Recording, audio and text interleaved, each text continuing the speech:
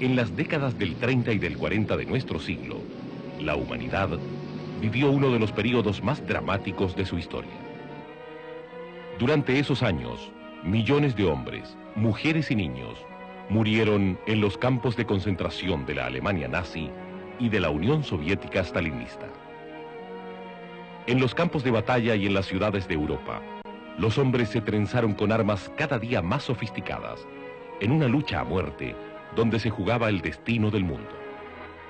Y hasta la potencialidad de la ciencia puesta al servicio de la guerra quedó demostrada en todo su dramatismo, cuando se tiró la primera bomba atómica en la ciudad japonesa de Hiroshima. El drama de la Segunda Guerra Mundial tuvo sus orígenes en los acontecimientos que se desencadenaron luego de la Primera Guerra y de la feroz crisis económica de 1929. Una ola nacionalista y antiliberal sacudió a Europa al terminar la Primera Guerra Mundial, y especialmente después de la gran crisis de 1929. El nacionalismo y el corporativismo se conjugaron en la ideología fascista que con Mussolini llegó al poder en Italia en 1922. Una versión extrema del fascismo, más violenta y más expansionista, se dio en el nacionalsocialismo que llegó a controlar el gobierno alemán en 1933 bajo el liderazgo de Hitler. También en Chile, la crisis del 29 tuvo un fuerte impacto ideológico. La democracia liberal y el capitalismo cayeron en desprestigio y tanto el socialismo como el corporativismo, con diversos matices, ganaron numerosos adeptos. Los partidos que se habían formado en el siglo XIX tuvieron que replantear sus doctrinas y programas, y surgieron nuevos partidos políticos que recogían las inquietudes y tendencias de esos tiempos. Así, por ejemplo, el Partido Conservador acentuó la crítica doctrinaria al liberalismo. Luego de la caída del gobierno de Ibáñez, ingresó a sus filas un grupo de jóvenes que, inspirados en las enseñanzas de la Iglesia, buscaban terminar con la pobreza a través de la acción política. Eran críticos del liberalismo y del socialismo, y siguiendo las encíclicas sociales, optaron por una línea corporativista. Su rechazo al liberalismo los llevó finalmente a romper con el Partido Conservador y formar tienda aparte a fines de la década del 30, constituyendo la Falange Nacional. En los sectores populares, el Partido Demócrata fue desplazado por los nuevos partidos socialista y comunista. El Partido Socialista se formó en 1933, reuniendo a hombres de diversas corrientes ideológicas. Entre los fundadores del Partido Socialista había masones, socialdemócratas, marxistas, anarquistas. Pero sin duda, los hombres más influyentes eran aquellos que habían actuado en la primera etapa de la República Socialista. Desde sus inicios, se definió como Partido de los Trabajadores, abriéndose así a los sectores medios. Sus conflictos con el Partido Comunista fueron constantes hasta fines de los años 50. El Partido Comunista se creó en 1922, cuando el Partido Obrero Socialista se unió a la Tercera Internacional. Desde sus inicios, el Partido Comunista chileno se caracterizó por su adhesión disciplinada a las orientaciones emanadas desde Moscú. Ello significó que hasta mediados de la década del 30, adoptó una postura revolucionaria, considerándose la vanguardia única del proletariado, lo que le valió enfrentarse con el Partido Socialista en los sindicatos y en las calles. En la década del 30, las calles de Santiago y de las principales ciudades del país vivían día a día el choque violento de los grupos paramilitares de los partidos políticos. Socialistas se enfrentaban con comunistas, y ambos con las brigadas del Movimiento Nacional Socialista, y tanto estos como aquellos con las milicias republicanas, que se habían creado clandestinamente durante la República Socialista para defender el orden constitucional. Aún así, ejerciendo con firmeza su autoridad presidencial, Arturo Alessandri logró en su segundo gobierno poner fin a la inestabilidad política que había caracterizado al país en los años anteriores. Durante su gobierno se legitimó la democracia liberal, consagrada en la Constitución de 1925. Se acabaron los golpes militares y los partidos antisistema terminaron aceptando las reglas del juego establecidas en la Constitución. La aceptación de la institucionalidad democrática por los partidos de izquierda, especialmente por el Partido Comunista, estuvo determinada por el rumbo de los acontecimientos internacionales. En 1935 se produjo un viraje en la estrategia política de la Internacional Comunista, la cual, por temor al avance del fascismo en Europa, puso fin a su estrategia revolucionaria y buscó aliarse con los otros partidos de izquierda y con los radicales. De allí nacieron los Frentes Populares, que llegaron al poder en Francia, en España y también en Chile. En nuestro país, el Frente Popular fue una combinación política que reunió a comunistas, socialistas y radicales, además de una fracción del Partido Demócrata. La alianza de la izquierda con los radicales fue posible en la medida en que estos se distanciaron del gobierno de Alessandri, que habían contribuido a elegir. Los mayores problemas entre Alessandri y los radicales se produjeron por el ejercicio autoritario del poder presidencial y también a causa de Gustavo Ross, ministro de Hacienda, quien para la derecha era el mago de las finanzas y para la izquierda el ministro del hambre. El gran acierto de Ross fue haber logrado sacar al país de la crisis económica que lo tenía postrado. A fines de 1934 se había acabado la depresión y por tanto la cesantía. A ello contribuyó la reactivación de las salitreras y las obras públicas emprendidas. En esa época se construyó el barrio cívico en torno a la Moneda, el Estadio Nacional, la Escuela de Derecho de la Universidad de Chile, así como numerosas escuelas, obras de regadío y de comunicaciones. Sin embargo, para el éxito de la política económica, Ross creyó necesario reprimir las huelgas y mantener estrictamente el orden público. Fueron sus métodos autoritarios, tanto como su distancia aristocrática, lo que lo enemistó de los radicales. Así llegó el año 38, año de campaña presidencial. En la elección se enfrentaron Gustavo Ross, apoyado por liberales y conservadores, y Pedro Aguirre Cerda, abanderado del Frente Popular. Muchos vivieron esta campaña como una lucha entre la civilización cristiana y el comunismo. Para otros, en cambio, era el enfrentamiento entre la democracia y el fascismo. Si Ross era visto por sus adversarios como el dictador fascista, Aguirre Cerda encarnaba para la derecha el peligro del comunismo y de la persecución a la Iglesia. Es que en la imagen de casi todos estaba la guerra civil que entonces sufría España, y se pensaba que en Chile se reviviría la historia de la península. Sin embargo, el triunfo electoral de Pedro Aguirre Cerda no dio origen ni a persecuciones a la Iglesia, ni mucho menos a una guerra civil. Muy por el contrario, comenzaba una etapa en que la política chilena se caracterizó por el acuerdo y la conciliación.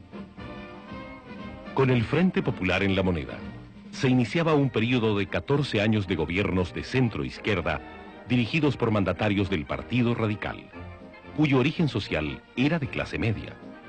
Los tres presidentes radicales, Pedro Aguirre Cerda, Juan Antonio Ríos y Gabriel González Videla, provenían de familias provincianas. Efectivamente, en las décadas del 30 y del 40, el ascenso de la clase media llegó a su culminación. No solo los presidentes provinieron de ella, también hombres de esta extracción social llegaron a posiciones de poder en la banca, la industria y el comercio, donde se vincularon a la élite tradicional. Además, la cultura en aquellos años contó entre sus principales creadores a hombres y mujeres de clase media, como por ejemplo Gabriela Mistral, Premio Nobel de Literatura en 1945, y Pablo Neruda, que por entonces escribía Residencia en la Tierra y El Canto General. La más importante realización de los gobiernos radicales fue la Corfo, creada en 1939 para reconstruir el país luego del terrible terremoto de Chillán. Con ella, el Estado consolidó el rol empresarial que venía desempeñando desde los años 20. Desde esos años, y especialmente como una reacción frente a la crisis del 29, se acentuó en todo el mundo la intervención estatal en la economía, destinada a desligar el desarrollo nacional de las fluctuaciones del comercio exterior.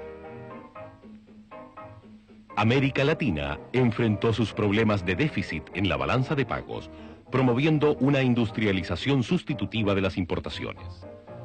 Esta misma política se implementó en Chile y con la Corfo recibió un impulso gigantesco. Con préstamos del gobierno norteamericano se creó primero Endesa, que permitió a la industria y a la ciudadanía disponer de abundante energía eléctrica. La necesidad de contar con una industria siderúrgica para sostener el impulso manufacturero del país hizo que la Corfo, junto a capitalistas privados, se embarcara en la aventura de crear la CAP. ENAP respondió a la necesidad de descubrir y explotar nuestros propios yacimientos petrolíferos. En el área agroindustrial, la Corfo creó la Industria Azucarera Nacional y ANSA para producir azúcar en base a remolacha, que el clima chileno permitía cultivar. Además de dar vida a estas grandes empresas que el capital privado por sí solo no habría podido financiar, la Corfo dio un gran apoyo crediticio y técnico a las industrias chilenas en manos del sector privado y creó numerosas empresas mixtas. De modo que entre la Corfo y los empresarios hubo un cordial entendimiento. Los obreros sindicalizados apoyaron también activamente las políticas de industrialización. En este periodo el sindicalismo tuvo un fuerte desarrollo. La organización sindical se agrupó en la Confederación de Trabajadores de Chile, dominada por socialistas y comunistas.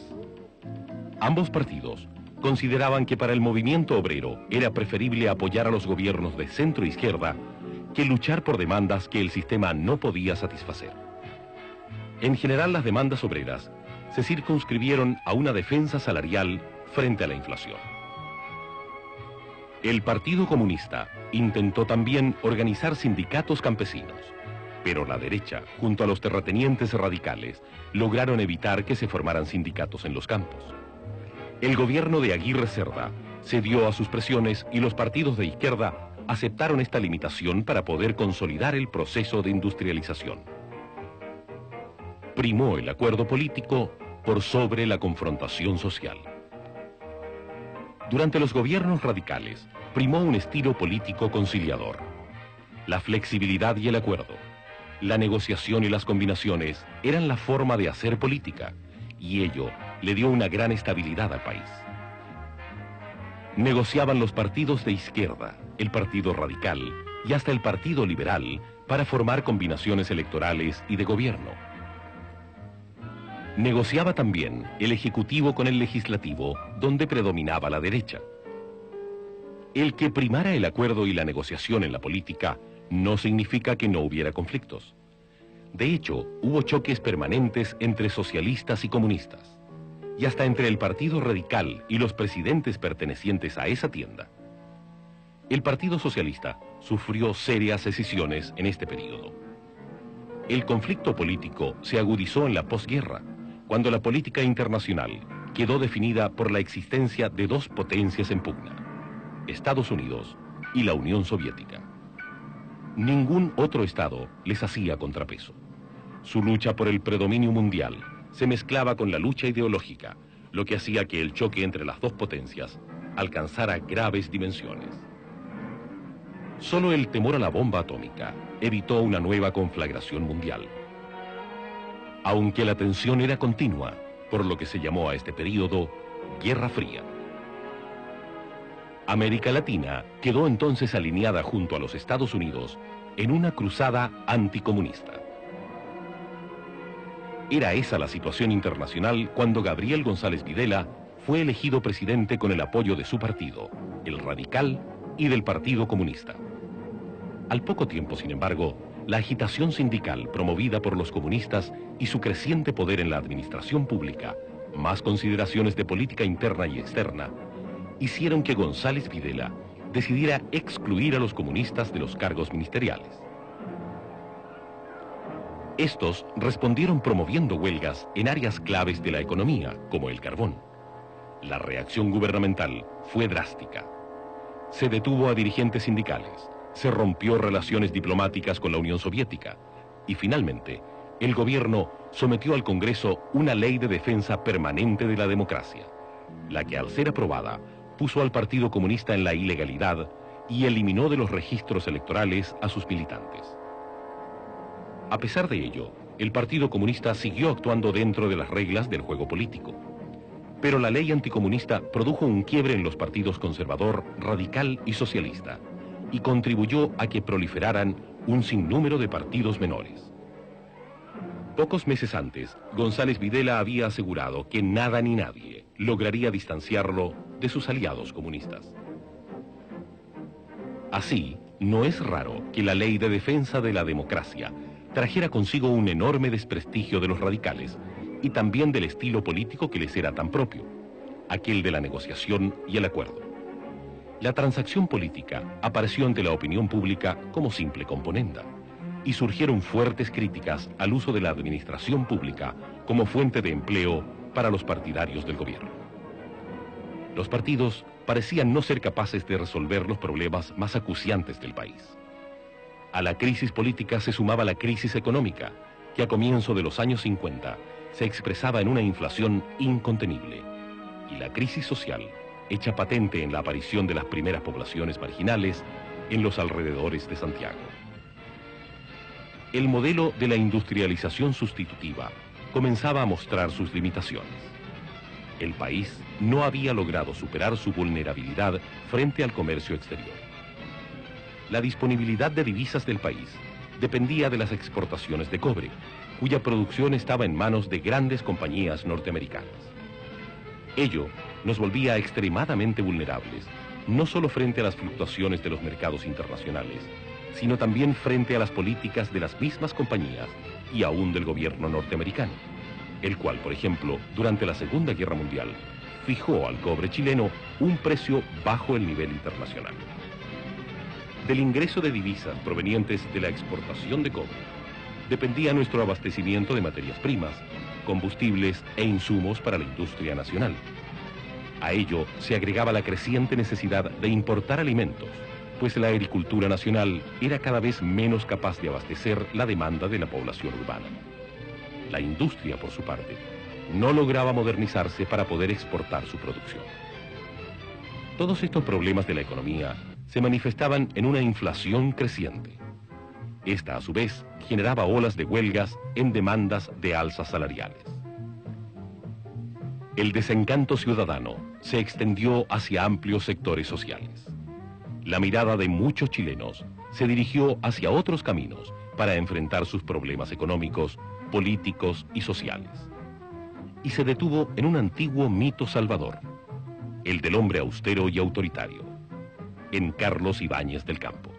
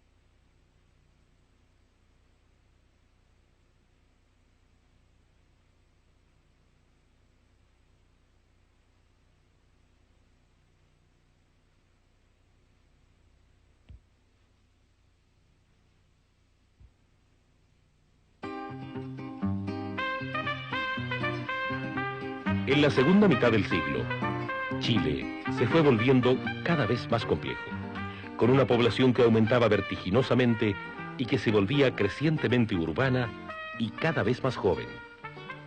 En 1952 llegábamos a ser casi 6 millones de habitantes. En 1960 ya éramos más de 7 millones y en 1970 alcanzábamos a ser casi 9 millones los habitantes de este país. El crecimiento de la población se debía en gran medida a la constante disminución de las tasas de mortalidad y sobre todo de mortalidad infantil.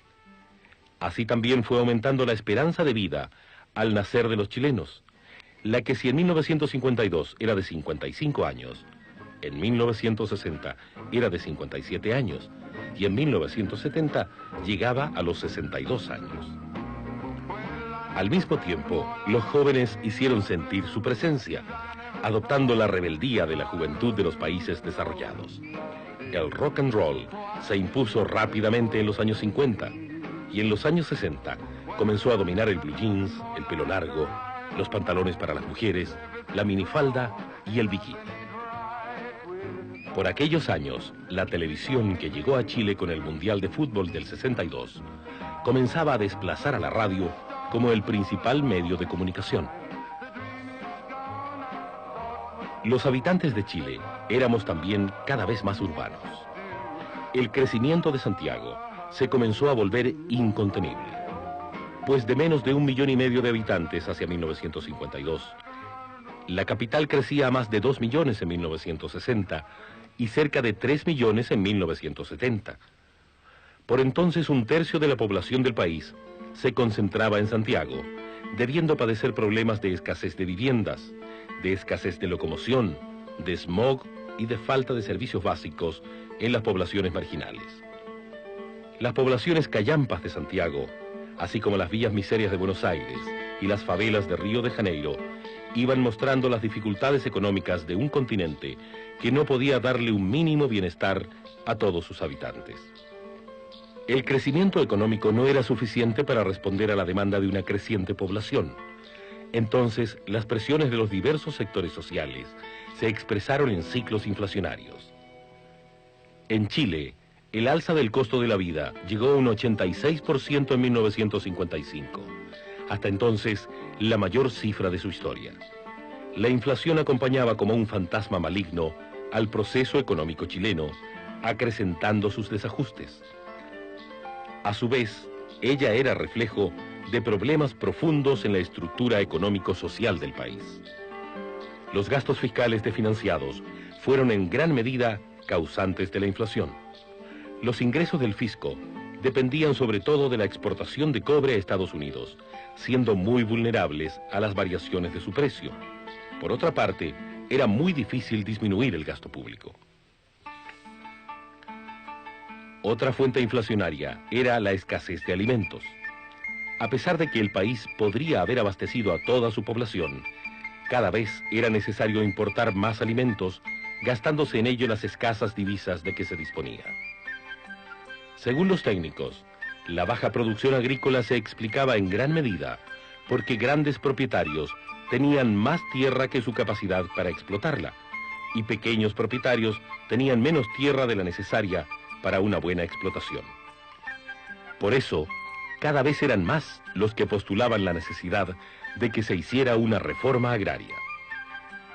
Para los agricultores, en cambio, la baja productividad agrícola se debía a la falta de caminos, de obras de regadío, de silos de almacenamiento, de frigoríficos, en fin, de una infraestructura más moderna que permitiera una mejor productividad de la tierra. Se quejaban también por los precios que le fijaban a los alimentos, los que no les permitían capitalizar y modernizarse. El estancamiento de la agricultura era también un problema social. El campesino ganaba solo una parte de su salario en dinero y otra parte en especies y regalías como caza, tierra para sembrar y talaje para sus animales.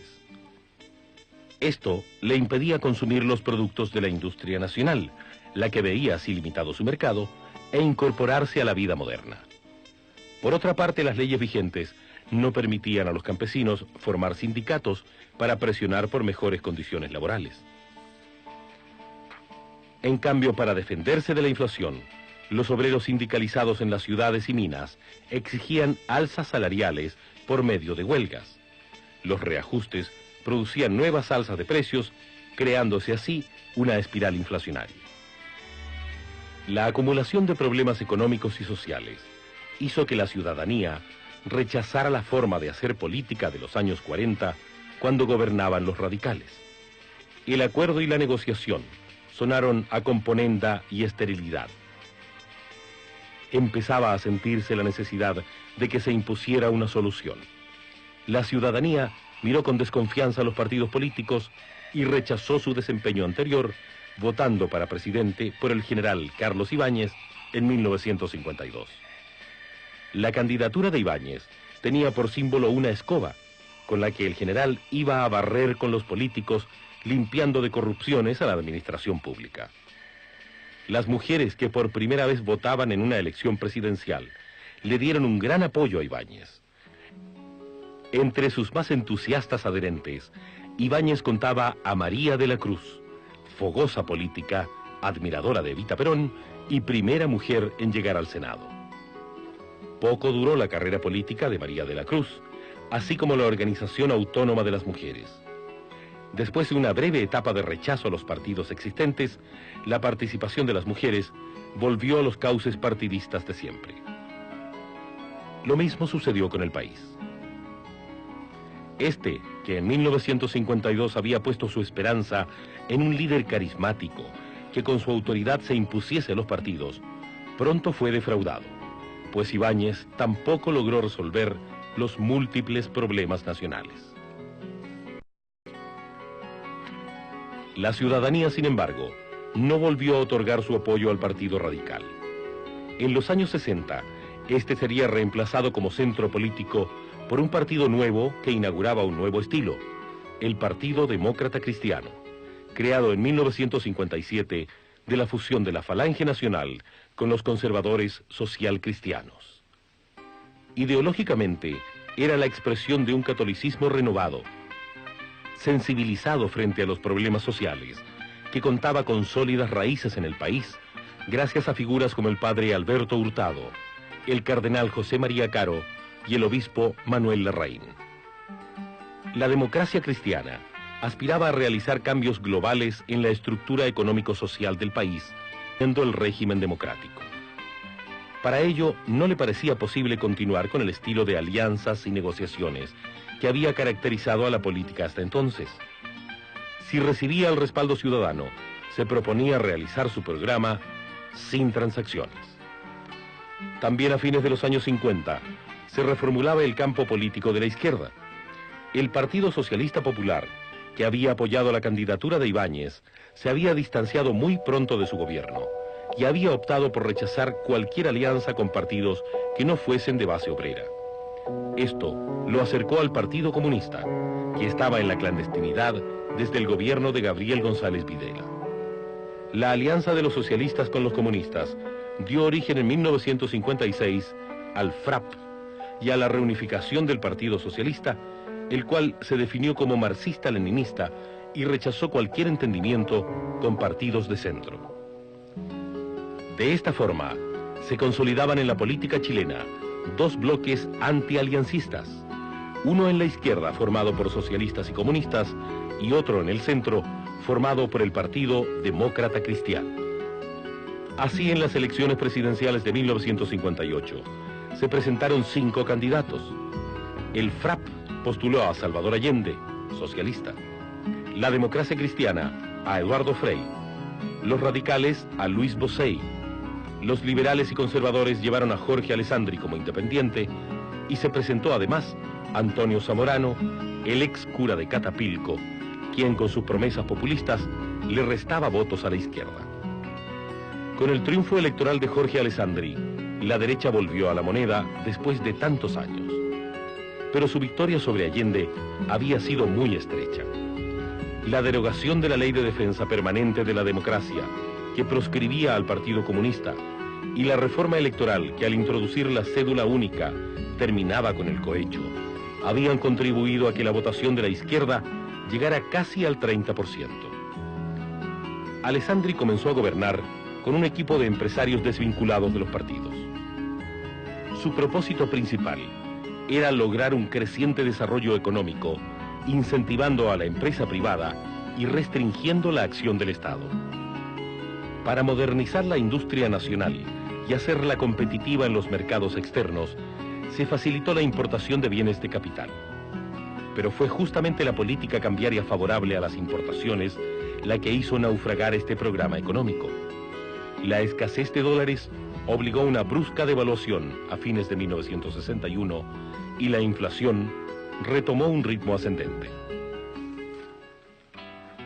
Meses antes, en las elecciones parlamentarias de 1961, los partidos de la derecha habían perdido apoyo electoral.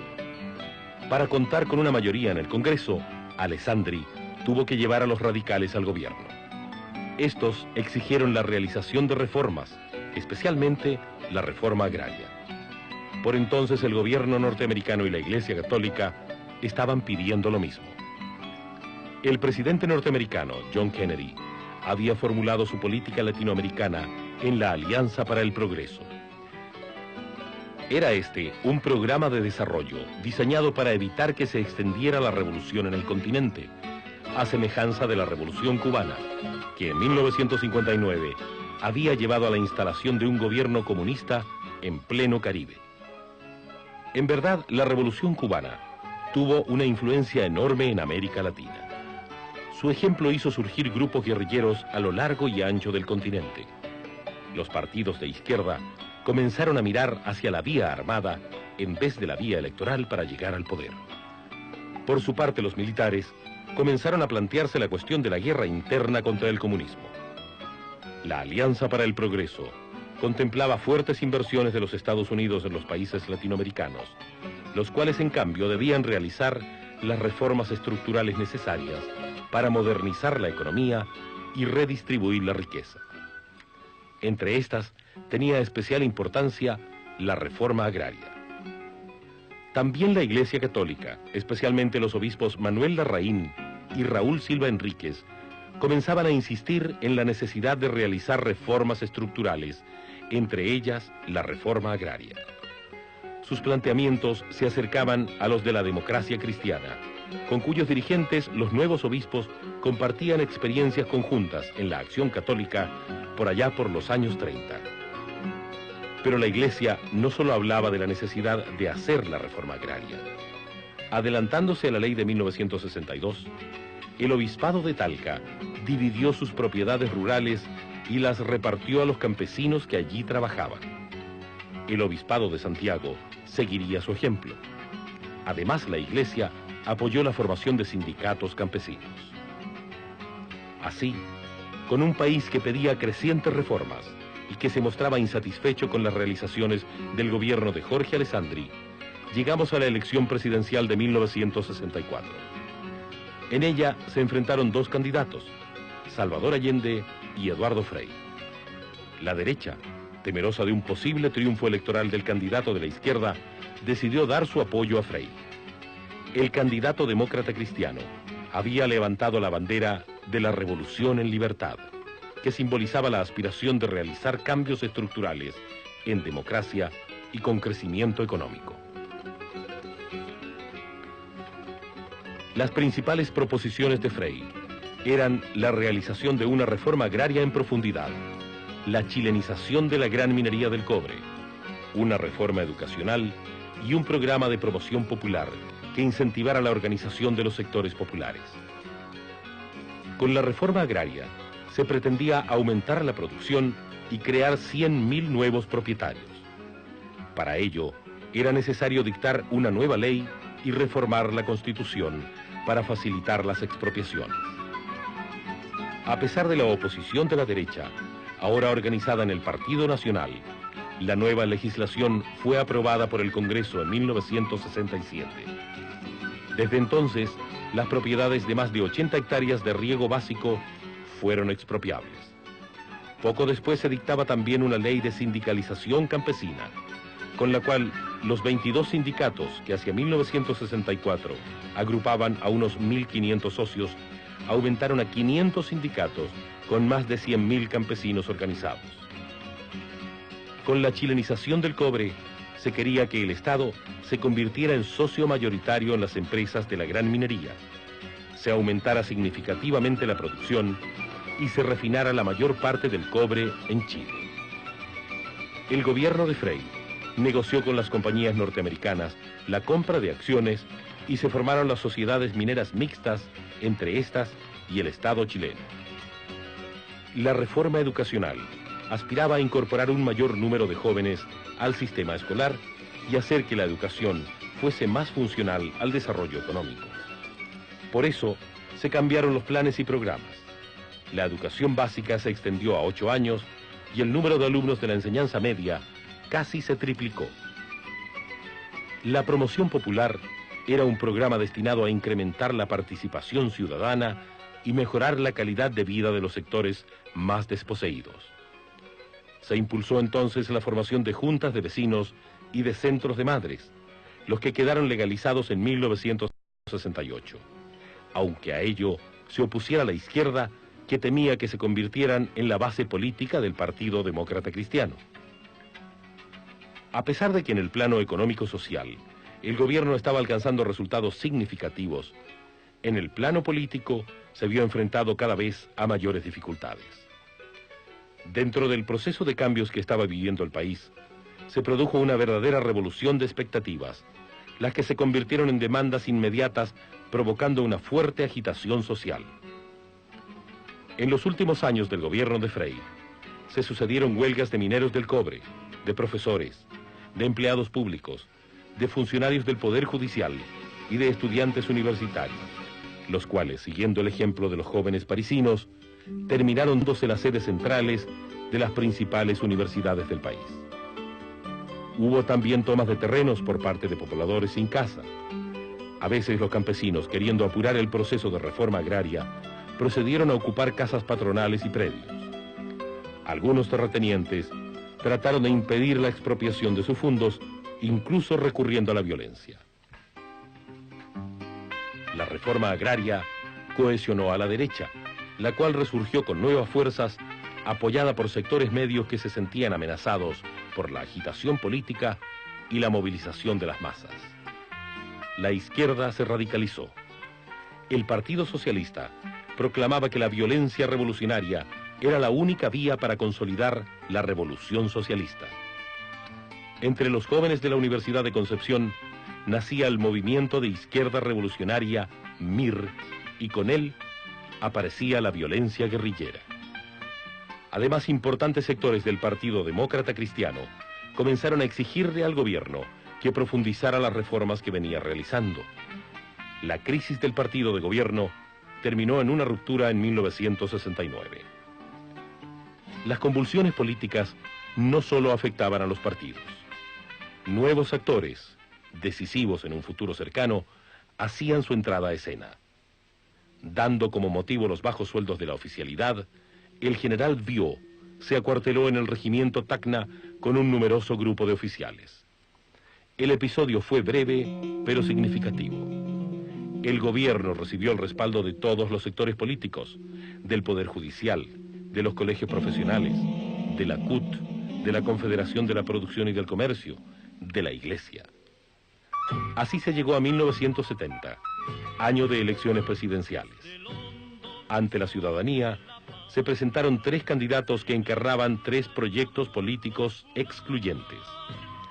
La derecha llevaba a Jorge Alessandri. La democracia cristiana a Radomiro Tomic. La izquierda a Salvador Allende.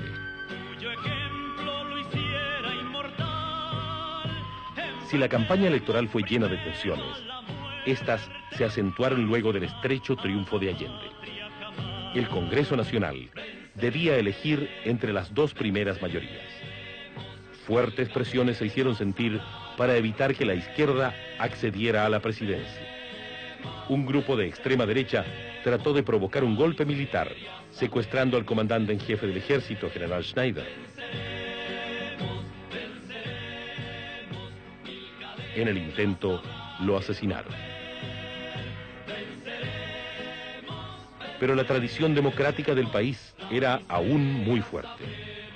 El Congreso Pleno ratificó la elección de Salvador Allende como presidente de la República para el periodo 1970-1976. Sin embargo, tanto la aparición de la violencia como forma de acción política, así como el país dividido en 3 tercios, cada uno con proyectos políticos globales y mutuamente excluyentes, habría un gran signo de interrogación sobre el futuro de la democracia chilena.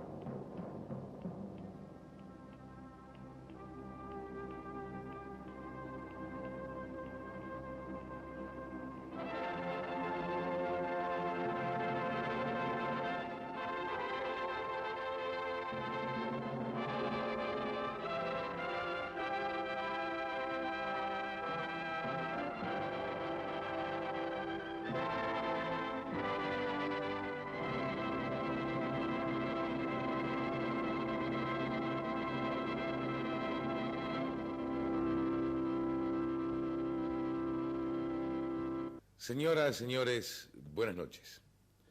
Muy pocos son los días que restan para el 30 de noviembre, fecha en que la ciudadanía de nuestro país deberá pronunciarse en las urnas sobre el texto constitucional propuesto.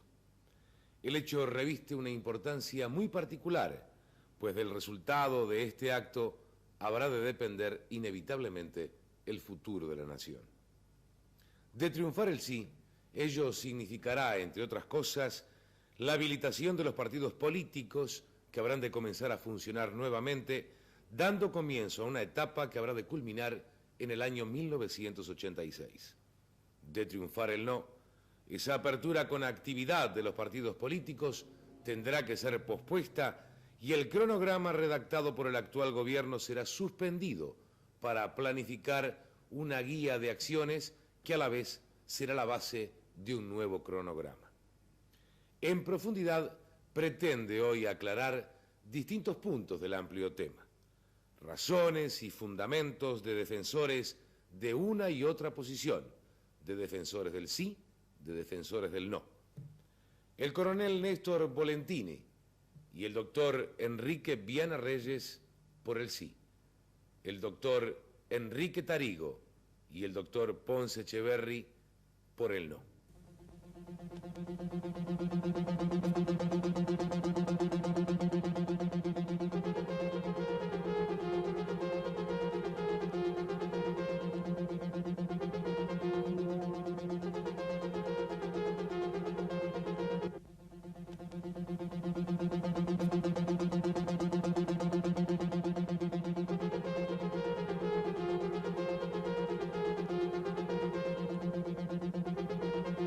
Pero teniendo en cuenta que muchos ciudadanos, por alcanzar recién la mayoría de edad el próximo 30 de noviembre, emitirán por vez primera su voto, y además porque siempre es bueno revisar el pasado para tratar de entender mejor el presente, en profundidad quiere realizar, en apretada síntesis, una revisión de nuestros últimos 14 años de vida institucional como prólogo a este debate.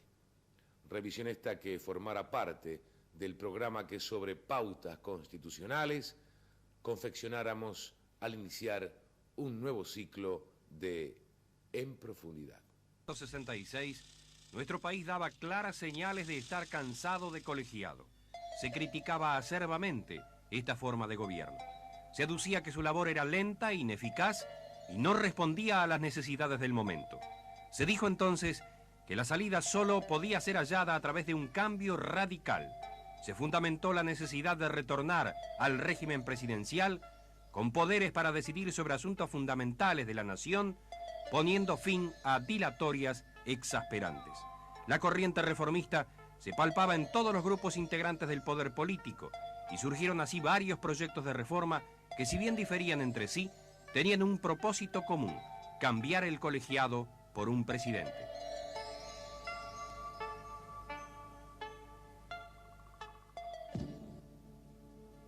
Y la reforma naranja ganó por plebiscito popular y se convirtió desde ese momento en la Constitución de la República, que hoy continúa vigente. El colegiado dio paso al régimen unipersonal en el Poder Ejecutivo y al mismo tiempo consagraba al general Óscar Gestido como presidente de la República Oriental del Uruguay. El 1 de marzo de 1967, nuestro país cambió de régimen y de partido político en el ejercicio del gobierno. El Partido Nacional, a través del último presidente del colegiado, señor Alberto Heber, entregó la conducción de la República al general Óscar Gestido, del Partido Colorado. Al mismo tiempo, el país, a partir del 15 de febrero de 1967, experimentaba un nuevo ordenamiento institucional, apoyado por la mayoría ciudadana, que abrigaba una esperanza de mejora y progreso para la nación. Evidentemente, el profundo cambio parecía auspicioso. Se abría un nuevo sendero, conducente tal vez al encuentro de un porvenir más venturoso.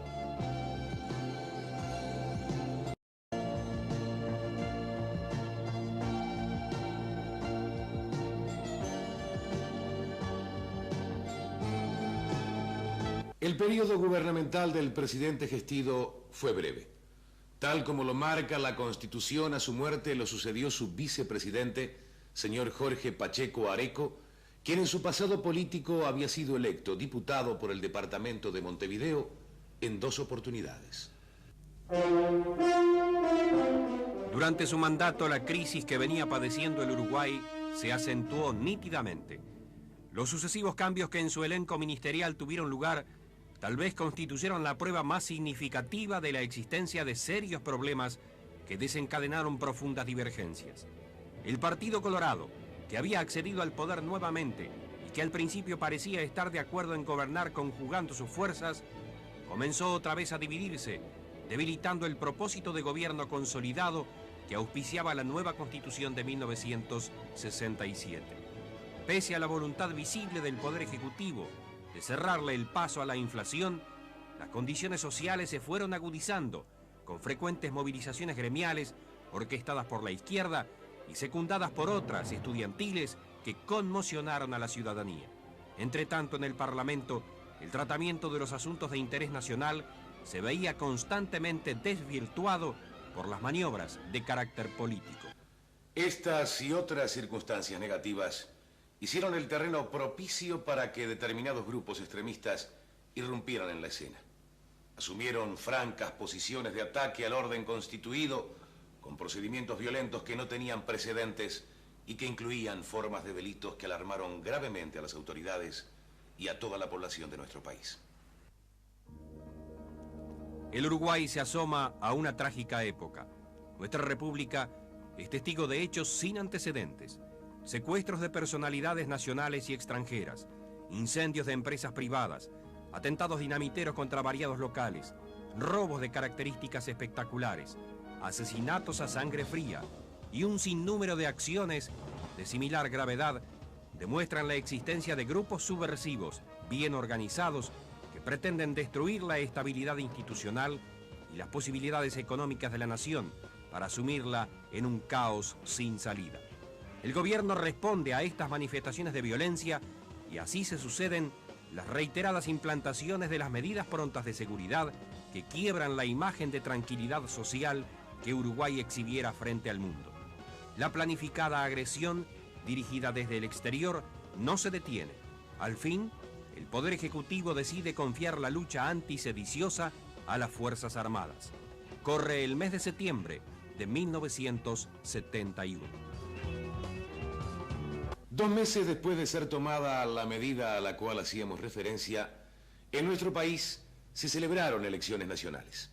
El pueblo uruguayo se enfrentó así nuevamente a la hora de las decisiones. El clima era de tensión y también de honda expectativa. En forma simultánea a la elección nacional, se plebiscitó una reforma constitucional a través de la cual el presidente podía ser reelecto por un nuevo periodo. La papeleta verde del sí obtuvo casi 500.000 de votos, exactamente 491.680, pero estos no alcanzaron a los 2/3 exigidos para hacer posible la reelección. El Partido Colorado resultó triunfante y el candidato de la Unión Nacional Reeleccionista por el régimen vigente, señor Juan María Bordaberry, se convirtió en el nuevo presidente de la República en un acto electoral muy reñido. El Partido Colorado, con 681.624 votos, superó al Partido Nacional, que obtuvo 668.822. 12.802 sufragios de diferencia a favor de los colorados son los que le otorgan a estos la ajustada victoria. La unión de las izquierdas, bajo la denominación de Frente Amplio, totaliza tan solo un caudal de 304.275 votos.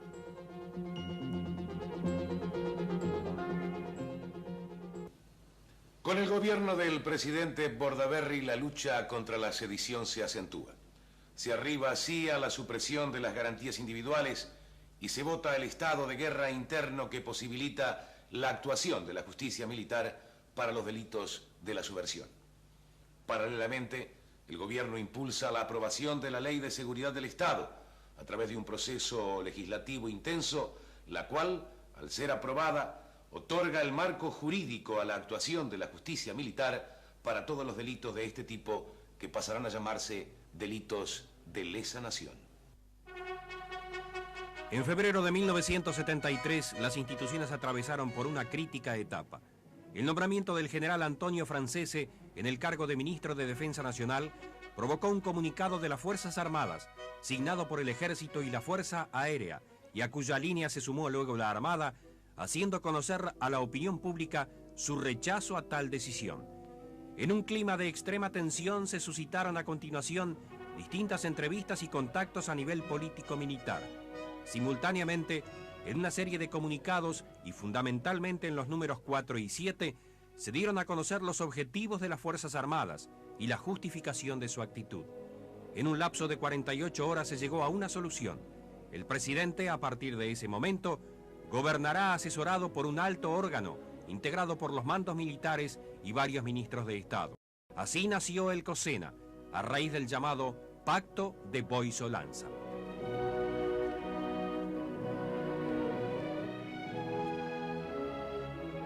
Poco tiempo después, en el mes de mayo de 1973, la ciudadanía uruguaya es sacudida nuevamente por un delicado problema político y una serie de consecuencias que el mismo desata. El Poder Ejecutivo pide el desafuero del senador frente amplista Enrique Erro para que éste pueda ser sometido a la justicia militar que lo acusa de estar seriamente vinculado y comprometido en actividades sediciosas. Desde ese preciso instante, el Palacio Legislativo se transforma en el centro de la atención popular. El Senado comienza el estudio del grave asunto a través de su Comisión de Constitución y Legislación. Luego de varios días de debates y discusiones, muchas veces acaloradas, la comisión se expidió por 4 votos contra 3, recomendando a la Cámara Alta el desafuero del citado legislador. Todo hacía suponer que al fin no se contarían con los votos suficientes para suspender los fueros al senador acusado de sedición. Las tensas jornadas parlamentarias fueron seguidas con manifiesta expectativa dentro y fuera de fronteras. Las sesiones de la Cámara se prolongaron hasta altas horas de la madrugada. Un nuevo enfrentamiento de poderes, con todos los riesgos que ellos implican, amenazaba ser el resultado de este trámite parlamentario. Y otra vez las reuniones urgentes, los contactos apremiantes, las sucesivas tentativas en búsqueda de una salida. El Poder Ejecutivo y los mandos militares por un lado, el Parlamento por otro. La cuerda parece estirarse demasiado. De pronto la distensión. La Cámara de Representantes recibe un pedido del diputado reeleccionista Carlos Mario Fleitas, solicitando juicio político al senador Erro.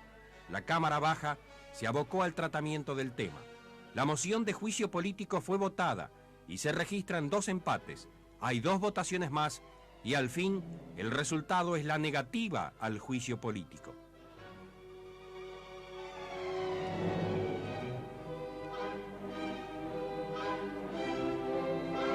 Ante este estado de cosas, el proceso se acelera. La noche del 26 al 27 de junio de 1973, el Senado celebra su última sesión. El sistema jurídico vigente se muestra incapaz de resolver el bloqueo recíproco entre el Ejecutivo y el Legislativo. La inoperancia del Parlamento al no decidirse el desafuero de uno de sus integrantes comprometido con la sedición reflejaba claramente el gran vacío de poder al que se había llegado. En ese día, el Ejecutivo decide asumir la totalidad de las funciones y disuelve las cámaras.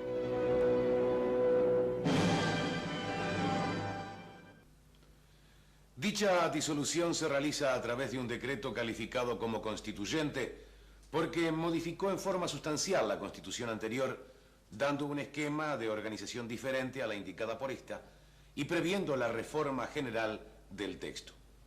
Conjuntamente se crea el Consejo de Estado, con el propósito de suceder a las cámaras en sus funciones, pero a la vez con 2 competencias que son específicas: el control del respeto de los derechos individuales y preparar la reforma de la Constitución.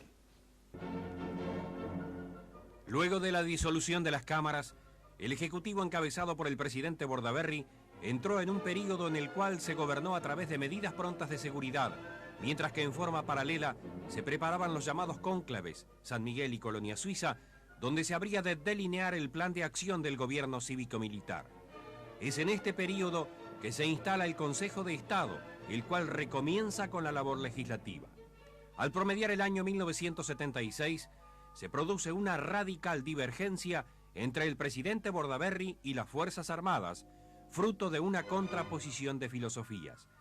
El ex primer mandatario sostenía la tesis de institucionalizar un régimen permanente sin elecciones y sin partidos políticos en lucha por el gobierno. Las Fuerzas Armadas indican que no quieren compartir la responsabilidad histórica de suprimir los partidos tradicionales y a través de un comunicado emitido el 12 de junio de 1976 retiran a Juan María Bordaberry su confianza y su apoyo.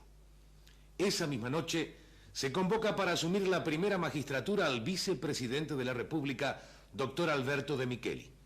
La sustitución de hombres, tal como lo dice el comunicado de las Fuerzas Armadas, no implica cambio absoluto en los lineamientos de la política internacional, económica y social sustentados hasta ese entonces. El doctor de Micheli cumple así una presidencia interina que no alcanza a los 3 meses de duración. El Consejo de la Nación es el encargado de designar al próximo presidente de la República y la elección recae en la persona del doctor Aparicio Méndez, que hasta ese instante se desempeñaba como presidente del Consejo de Estado. Se dictan luego los actos institucionales números 3 y 4, siendo este último el que establece las proscripciones políticas. Las reuniones en pleno del equipo de gobierno se suceden y así tienen lugar la de evaluación económica, celebrada en el Parque Hotel, y el cónclave de Solís. En ambas se continúan planificando y programando las actividades que el gobierno ha venido desarrollando en el último tiempo. Conjuntamente, este se traslada en pleno a distintos puntos del interior, donde además de realizar contactos con las autoridades departamentales, estas visitas permiten una evaluación directa de los asuntos que se le plantean en cada región y así una más adecuada atención de los mismos. En esta etapa, la contención del proceso subversivo se consolida. Los esfuerzos en este sentido permiten acercarse a una meta propuesta: seguridad para el desarrollo. A pesar de la constante incidencia en el presupuesto nacional del alto costo del petróleo en los últimos años, hecho que conmociona la economía mundial, perjudicando fundamentalmente a los países dependientes en materia energética, grandes obras nacionales y binacionales fueron encaradas, proyectadas y realizadas.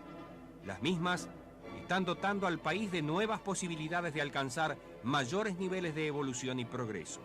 Puentes, carreteras, represas, puertos han venido a integrarse a una infraestructura imprescindible para el desarrollo, posibilitando a la vez una mejor explotación de nuestros recursos naturales.